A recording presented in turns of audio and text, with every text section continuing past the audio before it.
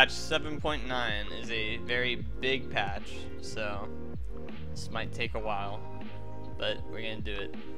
So this is the mid-season patch. It's got tank updates, item updates, lots of changes. Okay, to start with Maokai, completely reworked.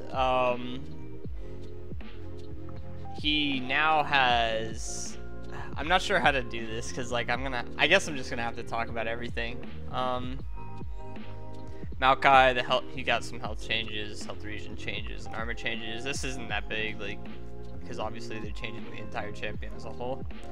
They're making his Q, or let's start with the passive. So his passive no longer stacks and it's now a cooldown, and you heal when you auto with the cooldown up. I think this is worse than his old passive. It heals more per auto, but you're gonna get it less often. But say like you're in a team fight and you get the 10.5% max health heal, like that's really big. That's a big ass heal for a tank. So it'll be pretty good late game. You probably get to use it 1, 2, 3 times in a team fight. Depends on how much you're being hit by spells or how much you're hitting them. Not a bad passive. His old passive was better though. Q now got changed to knock them back instead of like kind of knock them up and slightly knock them back. The new Maokai Q looks like it knocks them back more. And most everything else is unchanged. The movement speed 99% for 0.25 seconds. Again, I think the old one was better because looking at the knockback on this patch makes it seem a little worse in lane. But I also have the feeling Maokai is not going to be a top laner and he'll be a jungler instead. I could be wrong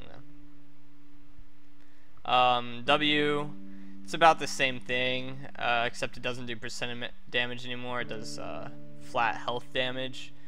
This is going to be a lot worse for Maokai's late game since he doesn't do max health anymore. And he also snares for a pretty significant less duration as you level it up. So I don't know how I feel about this because I feel like this Maokai rework as a whole makes him worse. But then again, he's going to be in a different role. He's going to be a jungler and not a top laner. And maybe this is obviously just a straight up nerf. But we'll see. He has more CC with his new R. And for his E change, they made the saplings do more damage and it costs less mana at more ranks or at later ranks. They took away the percentage health damage on his W and put it on his E. Which if you get the fat sapling, it'll do a lot of damage, and if you get the regular sapling, it'll just do a little bit. You might have a reason to max this now, although instead of W. I'm not actually sure because Maokai's abilities are so strange. Like the damage that they swapped around makes it really awkward to max. Like usually you wanted to max your W before because it increased the percent health and the cooldown and the root duration. There was so many reasons why you'd max W over E. Maybe this gives him some variety now. You might want to max E sooner rather than later if you're jungling as Maokai. Nature's Grasp. That's the he summons 5 big moving snaring things. And there, it's just an enormous like across the entire lane kind of spell. And the further it goes, the more they get snared. I personally don't think this is very good considering how slow it is. If you have a flank, it'll be disgusting, but that's pretty much it. Only if you have a flank. Overall, I don't really like the Maokai rework. It's not that I don't like it. Like, it's more that I was so fond of old Maokai, maybe, that having him changed is just bittersweet to me. It certainly makes him more interesting with this kind of kit instead of the old kit. Like I said, I don't think he'll be a jungler. I don't think this is a very good top top lane kit. Overall, I think it's a nerf, and he's worse than old Maokai because old Maokai was just busted by numbers, and this doesn't seem nearly as busted. So Sejuani changes, just as the base stats changes. Fury of the North, and I'm pretty sure all these three characters that are getting changed are going to be junglers. So Sejuani now gets Frost Armor, which means that she just has a bunch of extra armor and magic resist, and then after she gets hit it goes away, but she's immune to slows while it's up. It's a pretty good passive. And then her other passive is the Icebreaker. It deals 10, 15, 20% of max health when she's attacking or casting a spell on someone frozen. This is really nice. Honestly, I think Sejuani will be the best champion of the rework. Like, she will do a lot of damage. That's a very high amount of damage, and it's max health. Her base passive isn't even bad either, but the Icebreaker passive is really good. Her Q's staying relatively the same. Her Q's always been a decent ability. Her W is new, like, flail whip kind of thing. It's basically just it deals damage and applies the frost, which would freeze them. I think it's... I'm not sure how the frost works. Frost. Okay, so I think if they are having 4 stacks of frost on them, they get frozen. I actually don't know much about new Sejuani, so this is gonna be really vague. I'm actually not gonna talk about the rest of it because I don't know a lot about it. But I think from what I've seen on the PvE and on just based on numbers and stuff, I think she's gonna be a lot better than old Sejuani, and she's probably the best champion of this reworks. I have looked at Zac a good bit. The new Zac Q seems a little unreliable, but if you get it off, especially in team fights on 2 people, it'll be really strong. His W is the same. His E is relatively the same. And his R is the biggest change, where he starts charging up, and he can like move other people to separate, just to a different location, not that far away. But I think this is really good, and especially because when you're charging you can't be CC'd, so if you have someone underneath you, you can R them and then bring them over a wall or something. It's like really good for picks. And honestly, this might be a top, Zac might be a top laner for that, just because you can E on someone, Q them, and then R them under your own turret. I still think he'll be a jungler, but there's a possibility for him to be a top laner. Overall, I'm not a Zac main. I played a good bit of Zac, but I don't really know the ins and outs of Zac, so I wouldn't know if this is a nerf or a buff. But I can just say it's gonna make him a little more interesting, and I guess that was the goal of the 3 changes, was to make the champs more interesting since they were pretty bland. Obviously I know most about Maokai since I played a lot of Maokai, and I think he got nerfed. But enough of the 3 big change champs. We will be going on to the new durability items. Adaptive Helm, people have talked about this item a lot and how it's going to be very good, and I actually agree. It's going to be good, especially against people like Cassiopeia and Ryze or any spam mage. But it's very specific on when you're going to build it, because you pretty much only want to build it when it's when you're playing against a mage who spams abilities. Like if you're playing against Rumble, you're gonna want this. I think Rumble will be very good. I mean, Rumble will be countered by this item, which I'm happy about. I like Rumble counters. So if you're playing a tank and you're facing Rumble or any you know, caster that casts the same ability a lot, like Ryze or Cassiopeia, then you build Adaptive Helm. But if you're playing against, like, I'd say, I'm trying to think of an example, like Syndra or Anivia, you probably wouldn't be building Adaptive Helm. the Gargoyle Stone Plate. This is the item that pretty much replaces GA for the armor magic resistance item. Costs about the same too. 3+ enemies nearby, you gain 40 more armor and magic resist, so that makes it very value in team fights. And then even more value in team fights is that when you use the active, you get a bunch of health, and then you reduce all damage, or you do reduce damage by 60%. So, and if Stone Skin, the team fight passive, is here, then it becomes 100% stud. So basically you get a lot of health when you use the active, but you do very little damage. I think this is best used in the later game on a very heavy CC character, when your entire goal is just to soak damage. And when it gets to the 6th item phase, usually tanks don't have enough damage to kill AD carries because they just lifesteal past it. This will be really helpful for that, because you'll just gain a lot of extra health and the damage wouldn't be that big of a deal. Overall, I don't think this is that good of an item, but it'll have its uses if you really need to soak a lot of extra damage and you're not worried about the damage you do. Like say you have, you know, a Kog'Maw or something hyper carry on your team that can do all the damage for you. And now there are a bunch of tank items that are getting changed.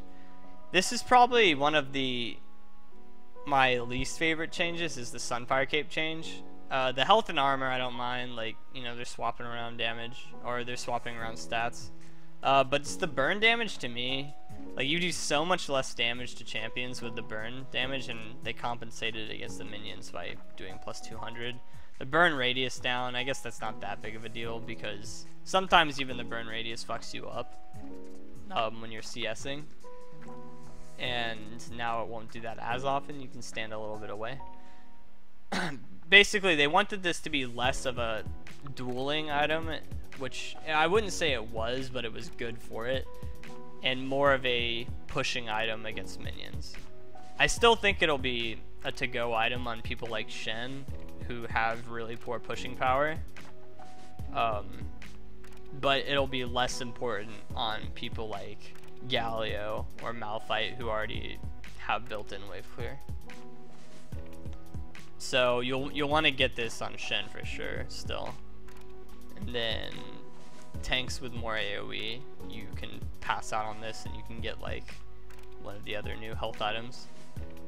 Or you can get small health item and then Iceborne Gauntlet. Burn radius on Bombing Cinder down. Basically the same thing they did to Cinderhulk. A little change to Spirit Visage. Health down, magic resist up, bonus healing up. This is basically the same thing they did with Sunfire Cape, except in the magic resist area. This is not a bad change. This will be pretty good for Maokai with the healing increased, or anybody who has sustain. This isn't like a huge deal though. Spectre's Cowl change. This is to make up for the more options for magic resist items. It's a fair change. Spectre's Cowl was super valuable just on its own. As a tank, and there was a 1 or 2 AP threats, and then there were 3 AD threats, you could just get Spectre's Cowl, and that's all you'll need for magic resist for like early to mid game, and then you can just stack armor. So this is actually pretty balanced. Good change. Dead Man's Plate, they did the same thing with Sunfire Cape with the health and armor, and the effect is basically the same. Dead Man's Plate is about the same.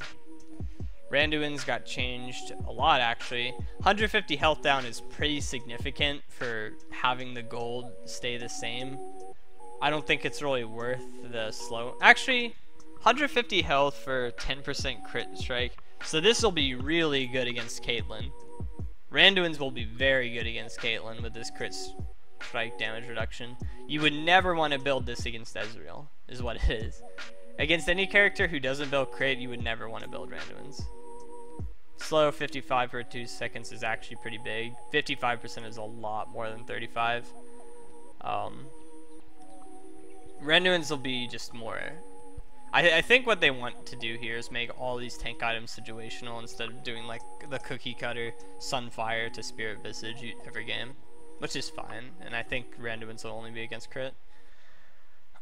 Warmogs, it's basically the same thing except toned down because the health from the other items has been toned down. It'll be the same item. I don't think you'll be building Warmogs that often though. Banshees is now an AP item. I know people were scared of this item coming out because you get a spell shield now, and I am scared for mid laners that just rush Banshees now, because you get the AP, you get a good bit of magic resist, it's cheap, and you get a spell shield. It's pretty strong, and against mage versus mage matchups, this will be really, really significant. It's like whoever gets Banshees first will just win the lane. Abyssal Scepter is now a tank item. I'm not really sure why they did this little flip-flop, but whatever. Abyssal Scepter is basically it gets the same passive, which means it'll be pretty good on Maokai and Galio and Zac and, you know, any of the magic damage tanks doing the 10% more magic damage change. You get the CDR, you get the magic resist, health regen, and health. This is actually a really good tank item. You might, when you play against AP tops, you might see a Abyssal Scepter rush on if you're playing a tank versus another magic damage character. Depends who you're playing. On Maokai, you might want to get Spirit Visage instead. But on Galio, I know Abyssal Scepter would be very good on Galio. Guardian Angel, no longer a tank item. Basically what they did is they removed the big tank aspects of it and put a BF sword on it. So now this is going to be an assassin AD item. You won't be seeing Guardian Angel on tanks anymore, which will be interesting because Guardian Angel has been a staple for tanks like as long as the game has existed. After you get 3 items, you build Guardian Angel, and then you just be huge. You never die. This is actually crazy because you're not gonna see GA on tanks anymore. Think about that. Think about how many times you've like killed a tank and then they just respawn with GA. But this will probably still be built on people like Kled and Graves, Rengar, you know, more bruiser kind of people. So it's not just restricted to ADs. But this will be interesting now that tanks don't build GA. Sterak's Gauge seems more of a tank item now that you get 75% of your bonus health, and the only people who build enough bonus health for this to be worth it are tanks. I don't know how I feel about this, like, because you're already mitigating a lot of damage as a tank, and since the shield is rapidly decaying, I feel like it won't be as value, but they did increase it from 3 seconds to 8 seconds, so maybe it will get its value. The problem I have with Sterak's is it's a pretty awkward item to be building on a lot of tanks, or like pure tanks that are, you know, like Maokai and Zac and Malphite, I guess. I'm just thinking of pure tank characters because you don't want to build the attack damage item. This will probably be pretty good on Kled. I think this item will be really good on Kled, which is unfortunate because Kled is already retarded strong. And Kled will build like Black Cleaver, Titanic Hydra, Sterak's Gauge, and then never die. Doran Shield. People have said that this is very good. Like, this is a very good change to Doran Shield, and it'll make it really strong. I'm happy that they're actually coming out with this because on Shen you can't last hit pre-level 4 under turret with 1 turret shot on the range creeps, but with the basic attack stealing +5 damage, this is supposed to say to minions only, he'll be able to hit those minions now. So this will be really good on Shen. I think on characters like Maokai and Malphite and Galio, you'll still be starting Corrupting Potion and then going into Doran's Rings. But Doran's Shield will be solid on Shen. I'm not sure who else it'll be good on, but it'll definitely be good on Shen. Not sure what you want to build this on, honestly. You'll probably build it on the characters you already build Doran's Shield on. Like, you'll see it sometimes on Rumble, but even then, Rumbles sometimes go Ruby Crystal or Amp Tome. You'll 100% see this on Shen. Kled will probably still be going Doran's Blade. And Doran's Shield will basically be good on Shen. Is all I'm thinking. I'm not completely sure. Blade of the Ruined King, cost increase. That's good because it's really strong, but it'll still be broken. Death Dance buffs. Not excited for that because I think Death Dance is already pretty strong. I didn't really think they needed to buff it. BT buffs, Ravenous Hydra buffs. These are all pretty small changes. They're not going to change the game that much. IE got buffed by costing less. Zeal cost less. This doesn't matter. Runon's Hurricane no longer grants on hit damage. Plus 40%.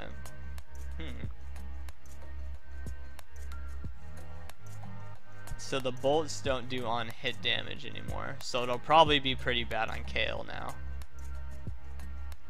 And maybe even Varus, since you don't get the W damage anymore. This will still be really good on Caitlyn. In fact, this will probably be better on Caitlyn now. And actually, this is nerfed to AD Kennen because AD Kennen built or did on hit with the bolts. This basically actually buffs Caitlyn but nerfs like Varus and Kennen. And I'm okay with that change because I hate Kennen more than I hate Caitlyn. Rapid fire about the same. Attacks get energized faster. That's pretty good considering that the increased auto attack range is really big. Static Shiv does more damage to champions but less damage to minions. Not that many people build static anymore, so I actually like static as an item. I really like Static Shiv, so I'm okay with this change.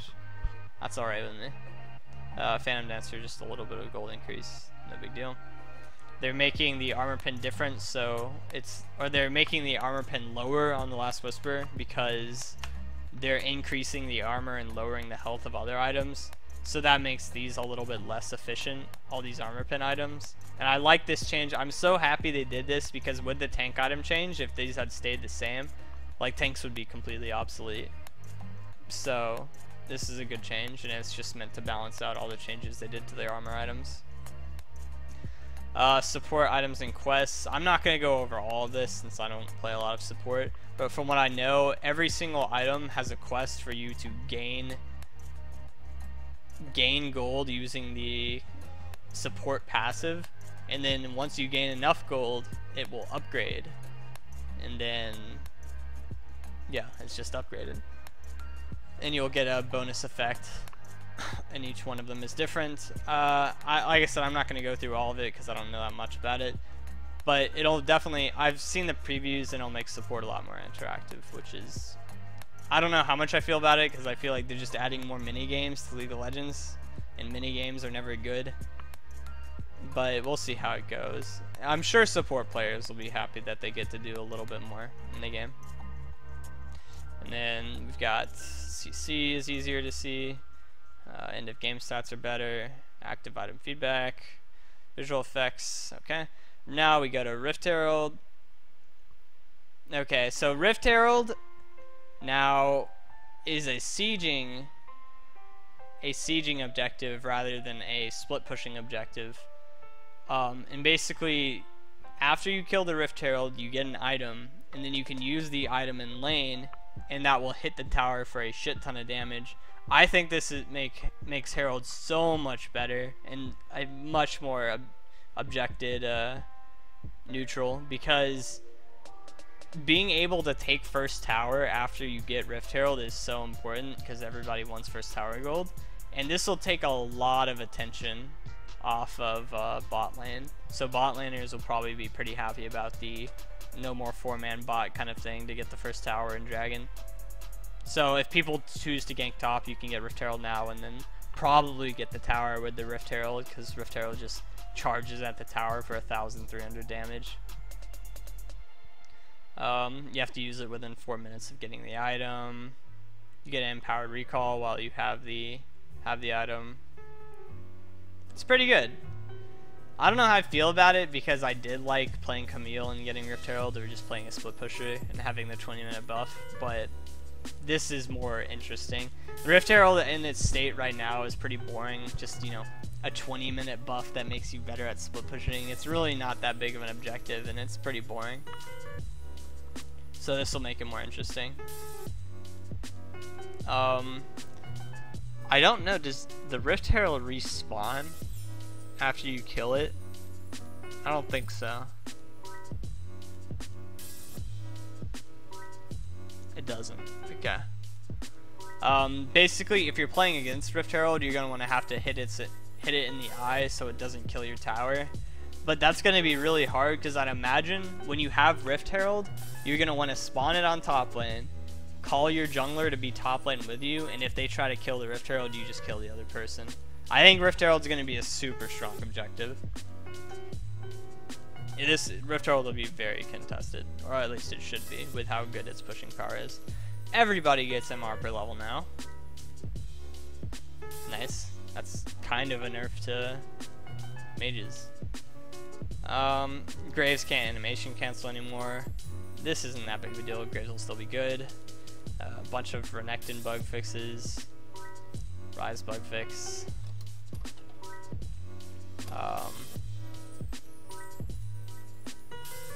These are all like Fizz and Shen changes are to mess with Maokai, I think. These aren't all important. Poacher's Dirk got buffed. Item will still be terrible. Recall looks prettier. Teleport has a little quality of life change, not a big deal. And that is all. That is a pretty big patch. Overall, like, it's a mid-season update. Everything's gonna be changed, and it's gonna be a while until everyone figures out what to build or who to play. So when the patch comes out, I'm assuming things won't be settled down for around, you know, four days to a week. Overall, it's a decent patch. I'm not really excited for this patch to come out, but it'll definitely switch things up a bit on the tank end. And if you know me, I really like playing tanks, so I will more than likely be playing a lot of tanks to mess around with these new items and see what's good, see what isn't good. So thanks for watching. This was a big one, and I'll see you guys next time.